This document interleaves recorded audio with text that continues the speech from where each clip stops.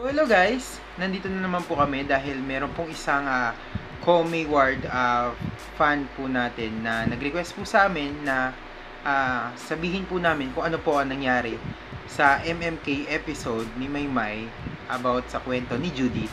So, babatiin po natin si Ma'am Eleanor Aquino from Europe. Yan. Gusto niya pong malaman kung ano daw po yung naging update, mga feedback din sa naging performance ni Maymay sa MMK. Dahil hindi raw po niya mapapanood, gusto niyang malaman kung ano po yung naging kaganapan, mga comments din sa pagkakaganap ni Maymay din sa as Judith din sa MMK.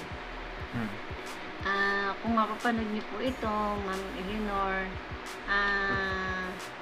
nag-start po siya 8:30 dito sa Pilipinas.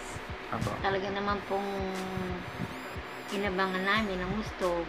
At habang hindi pa po nag-e-air yung kanyang episode dun sa MMK, yung episode ni Maymay sa MMK, nagkaroon po ng pa-trending sa Twitter.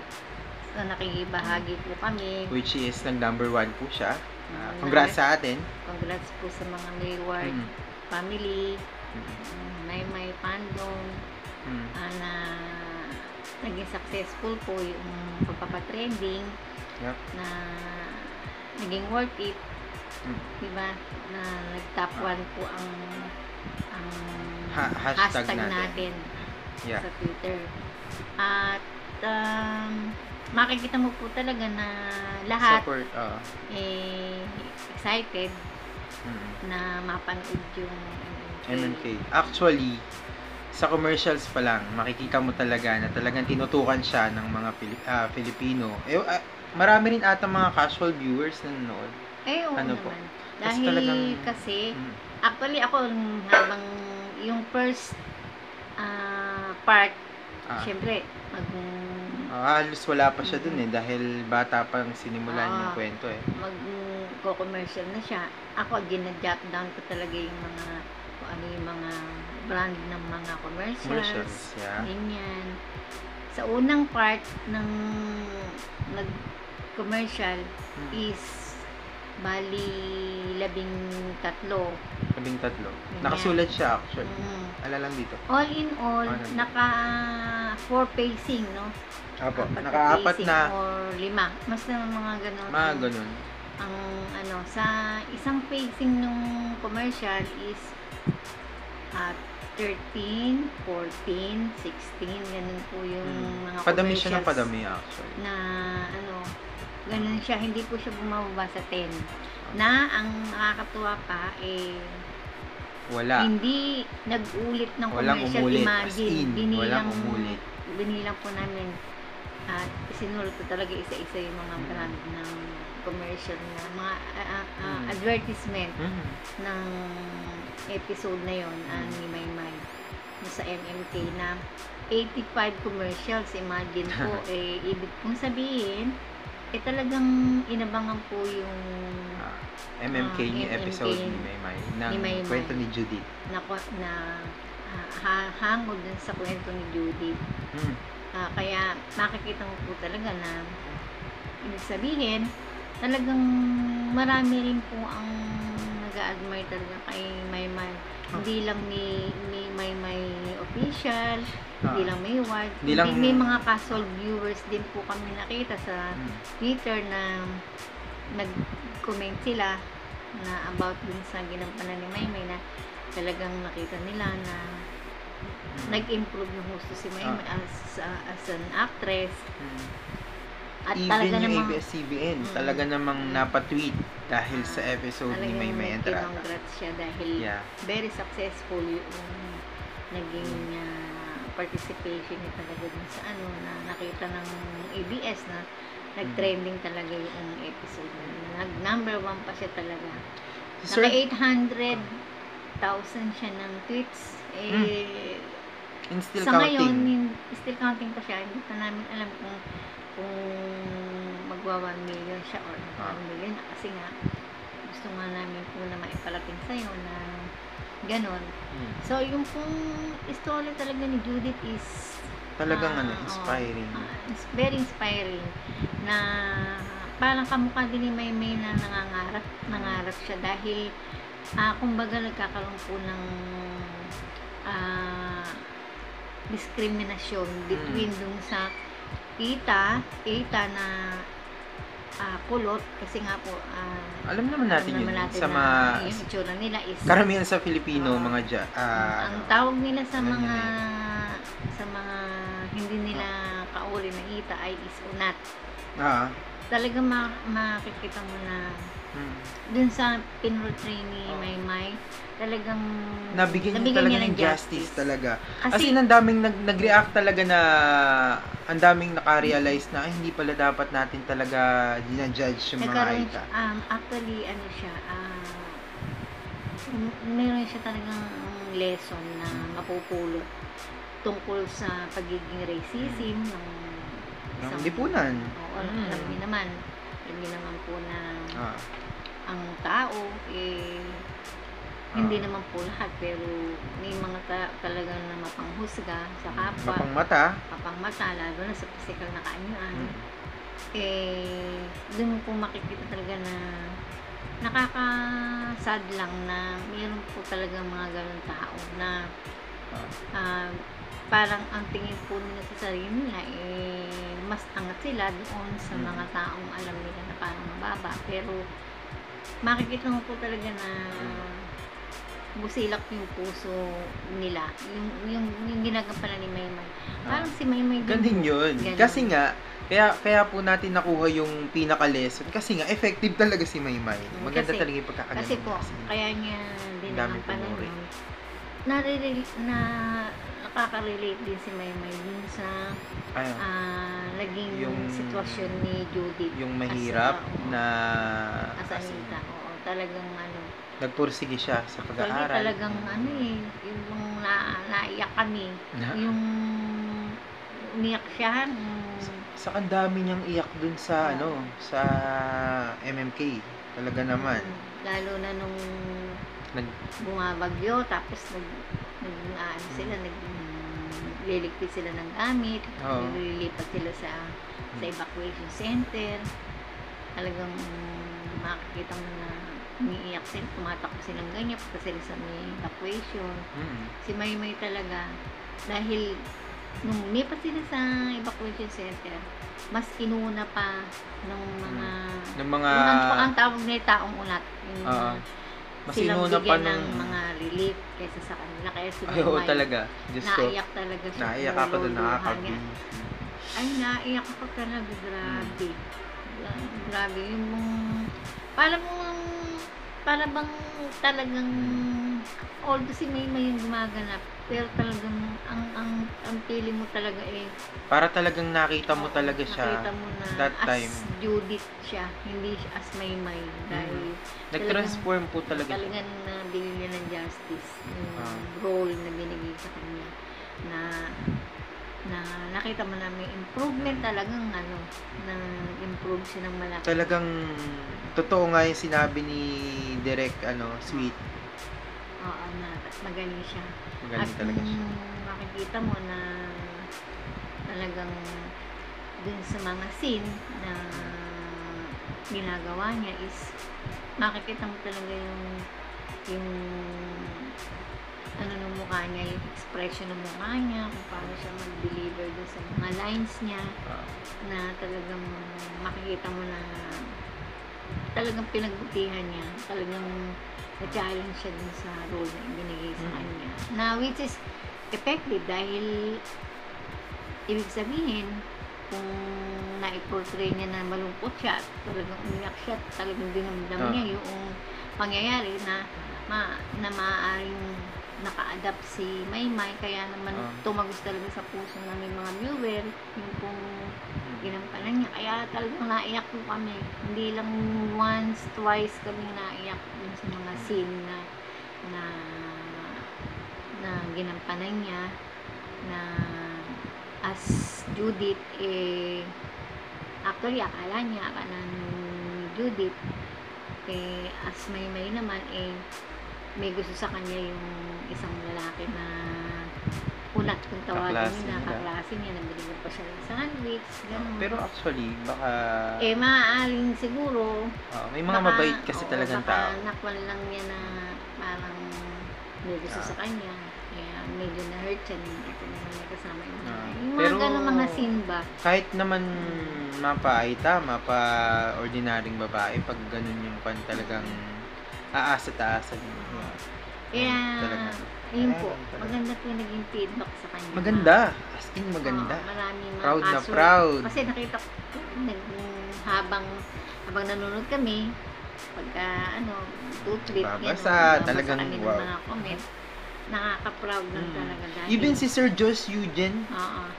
talagang nagkon siya, sabi niya, from being the first Filipina to open and walk for AFW, to being a certified international cover star, singer and concert princess, red carpet best dressed, TV host and favorite ad endorser, and now best actress, and most especially a pure heart.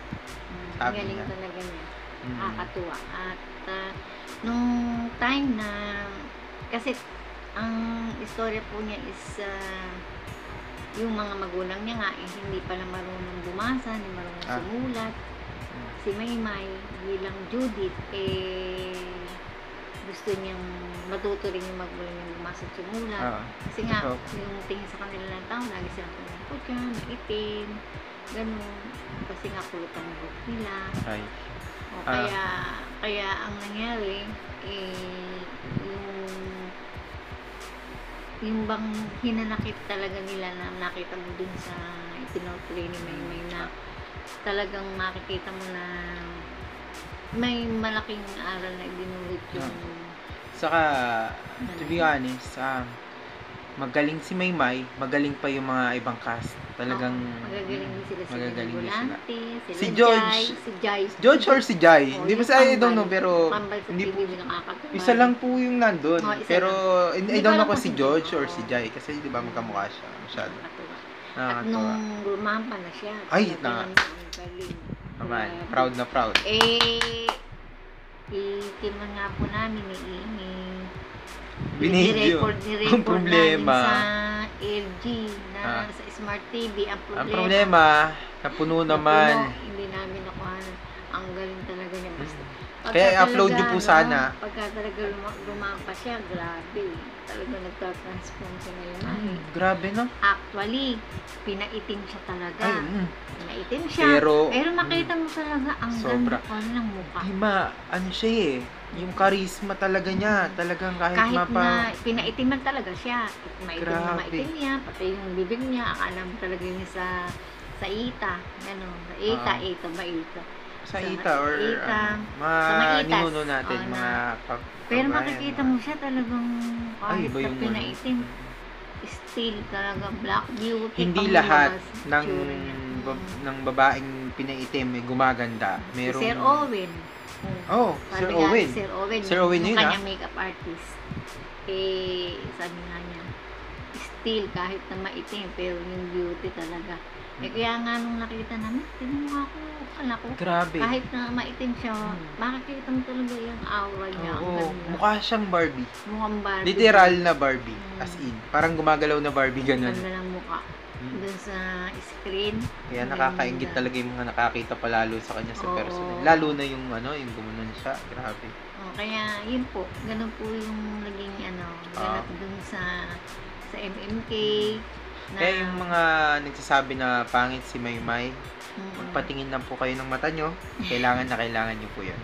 Samantalang pinaitim pa siya doon. Talaga namang ang ganda ng mukha niya. Kung makikita niyo lang po, pinrint screen ko pa nga po dun sa set. Ay, gusto po niyang gawin. Gusto po niya kasing gawing wallpaper. Kasi kaya print screen agad ni mama nung nakita. Maitim siya. Ang ganda ng mukha niya. Black beauty mo. Ay, sobra. Ang cute. Napakaswerte ni Dodong.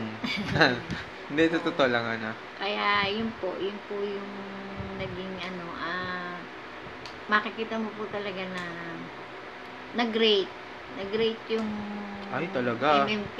Diyos ko, yung ABS. Imagine po, yung talaga naman pong, ang commercial, 85. Imagine po yun, 85 Walang ulit, commercials. Walang 85. ulit po yun. Although, for example, Iba-ibang brand. meron mang parang umulit, pero hindi siya talaga umulit eh. Basta kailan lang yun, basta yun, Kunyari. yung sabon. Kunyari, Dove. Ay, Dove. mama, ano yan? Okay lang yun, Oh, ba? sige. Dove na deodorant, Dove na sabon, ganon, Dove na shampoo. Ganon. At yung, Iba-iba talaga siya, hindi siya umuulit na kaya literal. tuwan-tuwa kami kasi hindi po ba wala po yung isang palabas sa TV. Sorry. Palabas sa TV pag hindi po nagre-rate kunyari walang Commercial, commercial. tapos puro revista pa ng mga Ibig doon sabihin, wala naging revista. meron pero 16 pa rin yung naging yung Opo, naging commercial po. nung part na Hindi ko po napansin kasi kasalukuyan ako nagluluto ng french fries. Talagang isa-isa kong Talaga ganyan. nag-french fries pa kami ni mama habang Pinlas plus ko talaga yun kung ilan lahat yung pinalabasan ko. Opo. So, ibig sabihin, marami talagang meron at yung talaga number 1 yung kanyang MMK. Ay, makikita mo po ako doon sa mga nagsasabi na hindi daw sikat. Kailangan pa raw, meron pa nga kami nabasa na yung bago mag-MMK, naku, yung hindi pa rin ganun umarte. Oh, ayan, yan ang sagot. Hindi naman po tanga. Oh my God. Hindi naman po tanga ang ABS-CBN na ang management nagbibigyan ka ng role na hindi nila alam o hindi nila nakikita yung potential mo na mag-act. Dahil ibig sabihin po ay talagang yun nababagay din sa kanya dahil yung role na ginampanan niya is yung pangarap ni Maymay na bilang isang naging big winner parang pangarap din ni Judith yung ginampanan niya. Mama, kaya adapt din si Maymay din sa role na ginampanan. Meron lang po akong news. Ilan po yung natin? Yung sinabi natin na dami ng mga nagtitweet kanina? 800K. As of now po, ang oras po ay 12:06 ng gabi. Ay meron na po tayong 1 million tweets. Talaga namang 1.01 million. Tingnan nyo nga. Ay, tapos sasabihin Grabe, uy. Naku, talagang yung mga baser na yan. Ngayon na to, ayaw sa inyo. Ngayon, kayo, ma-inggit kayo. Matay kayo sa inggit. Matay kayo sa inggit. Kasi binabas nyo, ayan, pinagpapala ko si Maymay. Ganun talaga. Pinagpapala si Edward. Saka sa totoo lang, may tweet si Maymay, talagang napaka-humble, napaka God-fearing, talagang kay God talaga siya. Hindi siya nakakalimot magpasalamat.